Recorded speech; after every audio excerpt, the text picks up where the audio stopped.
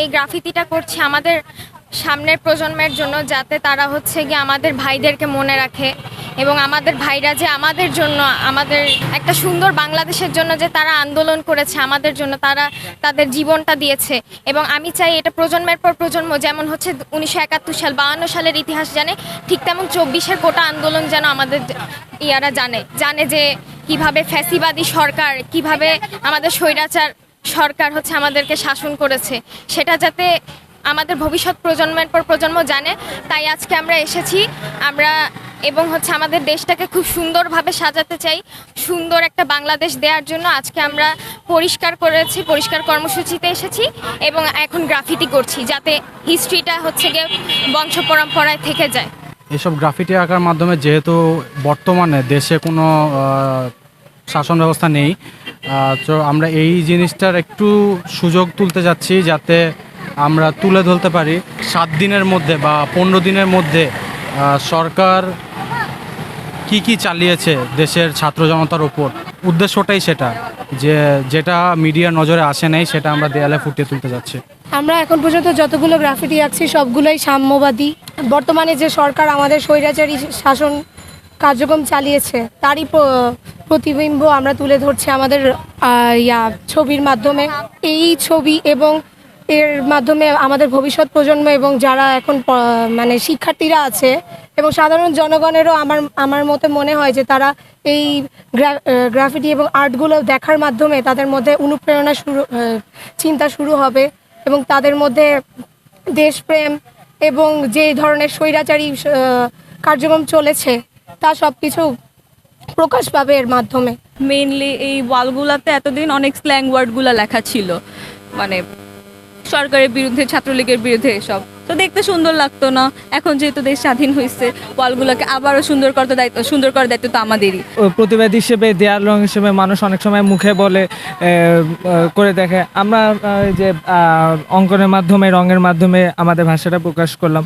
আমাদের একটা ইতিহাসে একটা খারাপ একটা দিন গেল, ওইটা আমরা আর কি এগুলোর মাধ্যমে প্রকাশ করলাম আর কি। যে ওখানে বাংলাদেশের একটা মানচিত্র দিয়ে মেয়েটার ছবি দিছি, মানে বুঝে দিছি আর কি যে আমাদের একটা ইতিহাসে, মানে ইতিহাসে একটা খারাপ মাস গেল আর কি, জুলাই। এখন অনেক ধরনেরই করা হচ্ছে, যেরকম আমরা মেইনলি হচ্ছে আমি একটা ফ্রিডম নিয়ে করতে চাচ্ছি, অর্থাৎ আমাদের যে মেধাটা এখন মুক্ত হয়েছে, আমরা এখন মুক্ত বুদ্ধি নিয়ে যে চিন্তা করতে পারছি, সেটাই আর কি আমি মেইনলি আঁকতে পারছি। এখানে দেখতে পাচ্ছেন, এখানে আমি অনেকগুলো পাখি এঁকেছি। পাখি যেহেতু আমাদের মুক্তির প্রতীক হিসেবে, স্বাধীনতার প্রতীক হিসেবে আমরা জানি, এটা অনেক আগে থেকে প্রচলিত রয়েছে, মুক্তির প্রতীক পাখি। তাই আমি এটা এক ধরনের মুক্তিকে বোঝাতে চাচ্ছি এখানে। এটা আসলে অনেক মানুষের চিন্তা চেতনা তো ভিন্ন ধরনের। তো আমি যেটা দেখি সেটা হচ্ছে, আমি যেহেতু আর্ট খুবই পছন্দ করি, এগুলাকে আমি খুবই অ্যাপ্রিসিয়েট করি, তাই আমার কাছে এটা একটা মনে হয় যে একটা ইতিবাচক মনোভাব ফেলে মানুষের প্রতি, মানুষকে মোটিভেট করার। ছোট মেয়েটাকে এখানে বোঝানো হচ্ছে তারুণ্যের প্রতীক হিসেবে। আর আশেপাশে যে লাল হলুদ হাতগুলো দেখতে পাচ্ছেন, তারা হচ্ছে যারা শহীদ যারা হয়েছেন, ওনাদের যে পথ চলা, ওনাদের যে একটা আমরা ছায়া হিসেবে দেখতে পাচ্ছি, এগুলোকে আমরা হাতের ছাপ হিসেবে ব্যবহার করেছি। আর সবুজটা হচ্ছে আমাদের সবুজ চির বাংলাকে বোঝানো হয়েছে, যেখানে তারা একটা সুন্দর সবুজ শ্যামলা বাংলার মধ্যে তারা বেড়ে উঠতে পারবে। আমাদের রক্তের রং হচ্ছে লাল। তো শহীদরা যে তারা যে শহীদ হয়েছেন, তো সেই শহীদের যে রক্তের যে রংটা, যেটা তাদের এই যে গায়ের মধ্যে রয়েছে, এই রংটাকে বোঝানোর জন্যই হয়েছে আর কি। এটা হচ্ছে গিয়ে আমাদের যে শহীদ হয়েছে তাকে হিসেব করে এটা আঁকানো হয়েছে। আর এটার চোখটা হচ্ছে গিয়ে বাংলাদেশের পতাকা দিয়ে বাঁধা, মানে হচ্ছে গিয়ে এখন সবার চোখে শুধু বাংলাদেশ দেখা যাবে, আর কোনো দেশ না। তারা বাংলাদেশ সংস্কারের জন্য যা করতেছে, এই জন্য আমরা শহীদদেরকে তুলে ধরে তাদের বাংলাদেশের পতাকা দিয়ে চোখ ঢেকে দিয়েছি। আমাদের এখানে ম্যাক্সিমাম যে ছবিগুলো আঁকা হয়েছে তা মেইনলি হচ্ছে গিয়ে এই আন্দোলনের উপর বেসিস করে আঁকা হয়েছে। তো এখানে যখন কেউ যাবে তখন তারা এই জিনিসটা দেখে ইন্সপায়ার হতে পারবে, আমাদের পরবর্তী প্রজন্ম এগুলো দেখে ইন্সপায়ার হতে পারবে।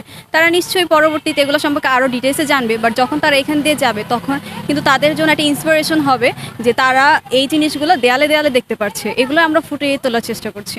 এটা তো প্রতিবাদের একটা ভাষা, যেহেতু আমরা অলরেডি একটা স্বাধীন হয়েছি আমরা বলতে পারি, যদিও আমাদের দেশ সংস্কার প্রয়োজন এই মুহূর্তে। তো দেশ সংস্কারের জন্য সবাইকে আহ্বান জানাতে হবে এবং এই গ্রাফিক্সগুলো সেটারই মানে একটা প্রমাণ বা একটা উৎসাহ দেওয়ার একটা উৎস বলতে পারি। যে সকল মানুষ রাস্তা দিয়ে যাচ্ছে সেই মুহূর্তে দেওয়ালে তাকালে তাদের মধ্যে যে উৎসাহটা জন্মাবে সেটার জন্যই আমরা মূলত এই কাজগুলো করছি। আমরা মূলত এই মুহূর্তে লেখনির ভেতরই বিষয়টা মানে আমরা বেশিরভাগ লেখনির কাজই করছি। আমরা ওখানে একটা দেওয়াল করেছি, সেখানে বলো বীর বলো উন্নত মমশির, যেটা আমাদের একটা চেতনার উৎস।